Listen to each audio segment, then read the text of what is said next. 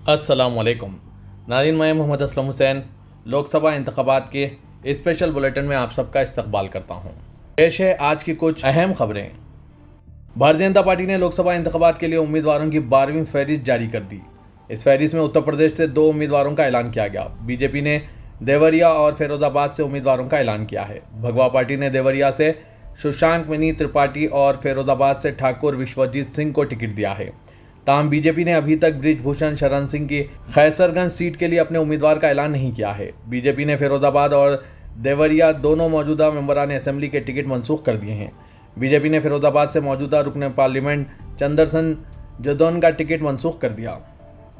उन्होंने 2019 के इंतखाबात में एसपी उम्मीदवार अक्षय यादव को शिकस्त दी थी। इस बार बीजेपी ने ठाकुर विश्वजीत सिंह को टिकट दिया है। वहीं देवरिया से रमापति राम त्रिपाठी का टिकट काटकर शशांक मणि त्रिपाठी को दिया है। रमापति राम त्रिपाठी ने 2019 के इंतखाबात में एसपी बीएसपी इत्तेहाद के उम्मीदवार विनोद कुमार जायसवाल को शिकस्त दी थी। इनका शुमार उत्तर प्रदेश के बड़े ब्राह्मण चेहरों में होता है। ठाकुर विश्वजीत सिंह ने बीएसपी के टिकट पर 2014 का इलेक्शन लड़ा था, ताहम वो हार गए और इस सीट से समाजवादी पार्टी के उम्मीदवार अक्षय यादव जीत गए थे। विश्वजीत के वालिद ठाकुर बिरराज सिंह 1957 में इस सीट से रुकने पार्लियामेंट बने थे।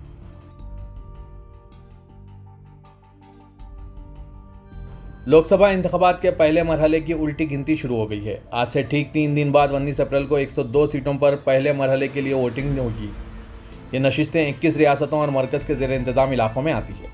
इन 102 सीटों में से भारतीय जनता पार्टी ने 2019 के लोकसभा इंतखाबात में 40 सीटें जीती थी। इसके बरक्स डीएमके को 24 सीटों और कांग्रेस को सिर्फ 15 सीटों पर ही इक्तफा करना पड़ा था। इस बार ये देखना दिलचस्प होगा कि इन 102 सीटों में से किस पार्टी को कितनी सीटें मिलती हैं। इसके बाद मजीद 6 मरहलों में वोटिंग होनी है।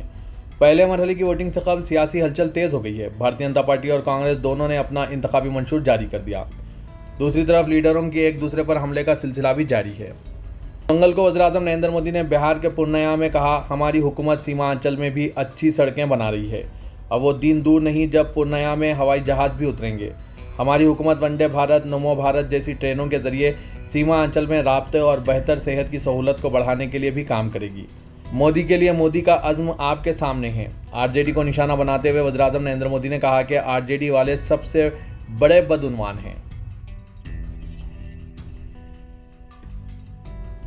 कांग्रेस लीडर राहुल गांधी ने आज मंगल को इंतखाबी बॉन्ड स्कीम को लेकर वज़ीर-ए-आज़म नरेंद्र मोदी पर हमला किया और कहा कि वो बदउनवानी के सबसे बड़े स्कैंडल का दिफा करने की कोशिश कर रहे हैं। कोझिकोड में एक रोड शो में अवाम से खिताब करते हुए राहुल गांधी ने कहा, मुझे नहीं मालूम कि आपने कल एएनआई के साथ इनके इंटरव्यू में क्या देखा या नहीं। मुझे नहीं मालूम कि आपने इनका चेहरा देखा, इनकी आंखें। वो करप्शन के सबसे बड़े स्कैंडल का दिफा करने की कोशिश कर रहे थे इस सैयारे पर, जिसके ज़रिए बीजेपी ने हिंदुस्तान के ताजिरों से हज़ारों करोड़ रुपये बटोरे हैं। एएनआई के साथ एक इंटरव्यू में वज़ीर-ए-आज़म नरेंद्र मोदी ने कहा कि इंतखाबी बॉन्ड स्कीम का मकसद इंतखाबात में काले धन को रोकना है और कहा कि अपोजिशन इल्ज़ामात लगाकर भागना चाहती है। वज़ीर-ए-आज़म नरेंद्र मोदी ने यह कहा कि जब कोई ईमानदाराना अक्कासी करेगा तो हर कोई पछताएगा। सुप्रीम कोर्ट ने इस साल फरवरी में इलेक्टोरल बॉन्ड स्कीम को ख़त्म कर दिया और कहा कि यह गैर आइनी है। राहुल गांधी ने मजीद कहा कि वज़ीर-ए-आज़म का मकसद हकीकी मसाइल से लोगों की तवज्जो हटाना है।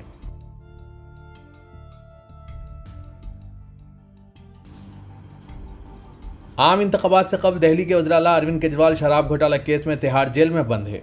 ईडी ने इन्हें 21 मार्च को गिरफ्तार किया था। आम आदमी पार्टी के राज्यसभा रुकन पार्लियामेंट संजय सिंह का दावा है कि केजरीवाल के साथ जेल में दहशतगर्द जैसा सलूक किया जा रहा है। इससे दुखी होकर केजरीवाल ने मुल्क को पैगाम दिया है कि वो दहशतगर्द नहीं है। केजरीवाल की गिरफ्तारी के बाद पार्टी के तंजीमी वजीर संदीप पाठक और पंजाब के वज़ीर आला भगवत मान पीर को तिहाड़ जेल में इनसे मिलने पहुंचे थे।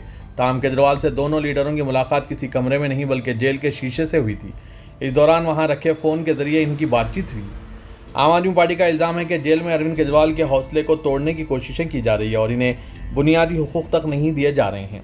ऐसे में केजरीवाल ने हमवतनों को पैगाम देते हुए कहा कि मेरा नाम अरविंद केजरीवाल है और आई एम नॉट टेररिस्ट और मैं दहशतगर्द नहीं हूँ।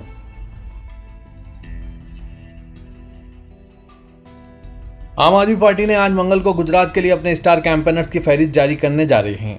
उधर जराये के मुताबिक खबर यह भी है कि अरविंद केजरीवाल की गैर मौजूदगी में इनकी अहलिया सुनीता केजरीवाल गुजरात में आम आदमी पार्टी के उम्मीदवारों के लिए मुहिम चला सकती है। इस बार आम आदमी पार्टी गुजरात के 2 लोकसभा सीटों भरोज और भावनगर से इलेक्शन लड़ रहे हैं। गुजरात में तीसरे मरहले में 7 मई को वोटिंग होनी है।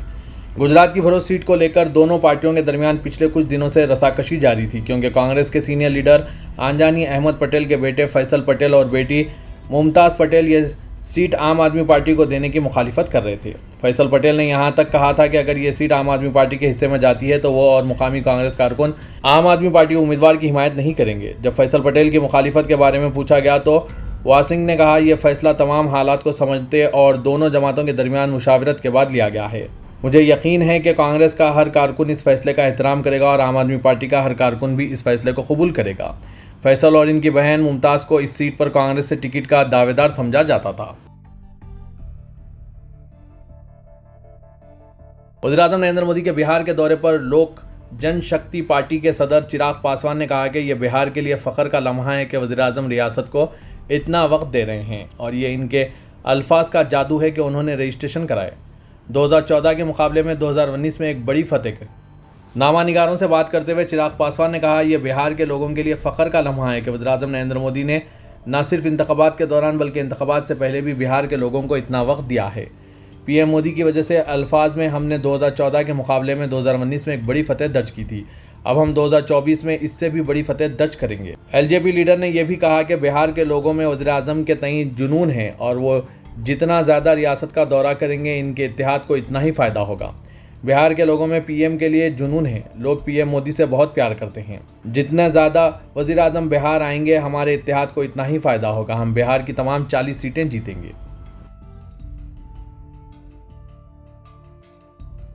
उत्तर प्रदेश के वज़ीर आला योगी आदित्यनाथ ने बिहार के लोगों से रियासत में गुंडाराज और ख़ानदानी सियासत को ख़त्म करने के लिए एनडीए को वोट देने की अपील की। बिहार के औरंगाबाद और नोएडा अजला में इंतखाबी रैलियों से खिताब करते हुए योगी आदित्यनाथ ने समाजवादी पार्टी का नाम लिए बगैर इल्ज़ाम लगाया, यहाँ आरजेडी की तरह हमारा एक ख़ानदान उत्तर प्रदेश में भी राज कर रहा था जिसने रियासत में गुंडाराज का आगाज़ किया था। हमने इसे ख़त्म कर दिया। बिहार आरजेडी के गुंडाराज के दौरान शिनाख्त के बहरान से गुजर रहा था। योगी आदित्यनाथ ने कहा कि लोगों को ये यकीनी बनाना चाहिए कि वो आरजेडी इस इंतखाबी जंग में ख़त्म हो जाए। ये इलेक्शन ख़ानदान पहले बमुकाबला कौम के बारे में है। परिवारवादी पार्टी ने मुल्क को दहशतगर्दी, अलहदगी पसंदी और बदउनवानी की तरफ ढकेल दिया। योगी ने कहा, अब हमारे पास एक तरक्की याफ्ता और ख़ुद इन्हिसार हिंदुस्तान के नरेंद्र मोदी की ज़मानत है। मोदी जी की क़यादत में मुल्क का वक़ार पूरी दुनिया में बुलंद हुआ है, इसकी सरहदें मजबूत हुई है। योगी आदित्यनाथ ने इस बात पर जोर दिया। रियासत तेलंगाना में लोकसभा इंतखाबात में 1 माह से भी कम वक्त बाकी है। भारत राष्ट्र समिति बीआरएस अपने क़याम के बाद से अब तक के सबसे बड़े बहरानों में से एक का सामना कर रही है। तेलंगाना में इख्तियार खोने के 4 माह बाद बीआरएस, जो पहले तेलंगाना राष्ट्र समिति थी, इसके नाम से जानी जाती थी, जो अब एमएलए, एमएलसी और एमपी समेत लीडरों के अखराज का सामना कर रही है। नई तश्कीलशुदा रियासत में लगातार 2 बार इख्तियार में रहने के बाद बीआरएस चंद माह पहले तक नाकाबिले तस्कीर नज़र आ रही थी। ताहम नवंबर 2023 के असेंबली इंतखाबात में शिकस्त ने सब कुछ बदल कर रख दिया है। जहां बीआरएस को शिकस्त से सदमे से बाहर आने में 2 महीने लगे, वहीं गुज़िश्ता 2 महीने पार्टी के लिए तबाकुन साबित हुए। आबपाशी के मंसूबे में बदउनवानी के इल्ज़ामात, ख़ास तौर पर कालेश्वरम और अपने दौरे हुकूमत में फ़ोन टैप करने के इल्ज़ामात पर बरसर इख्तियार कांग्रेस के हमले के तहत बीआरएस को कई लीडरों ने कांग्रेस या बीजेपी से वफादारियाँ बदलने के साथ एक सिलसिलेवार धक्का लिया है। 5 मौजूदा रुकने पार्लियामेंट और 2 एमएलए इन लीडरों में शामिल हैं जिन्होंने बीआरएस को इसके हरीफों में शामिल करने के लिए छोड़ दिया, जबकि बीआरएस को माजी में कुछ बहरानों का सामना करना पड़ा था। मौजूदा बहरान इसके 23 साला सफ़र में अब तक का सबसे बड़ा लगता है और ये लोकसभा इंतखाबात से ऐन कब सामने आए हैं। सियासी तज्ज़िया निगारों का कहना है कि आइंदा इंतखाबात में ख़राब कारकर्दगी बहरान को मज़ीद बढ़ा सकती है। तेलंगाना की 17 लोकसभा सीटों में से बीआरएस ने 2019 में 9 पर कामयाबी हासिल की थी। अगरचे कारकर्दगी इसके तौक़े के मुताबिक नहीं थी, लेकिन पार्टी मुतासिर नहीं हुई क्योंकि इसने चंद माह कबल रियासत में भारी अक्सरियत के साथ इक़्तिदार बरकरार रखा था। बीआरएस ने माजी के बहरानों पर कामयाबी के साथ काबू पा लिया, लेकिन यह रियासत तेलंगाना की तश्कील से पहले का था।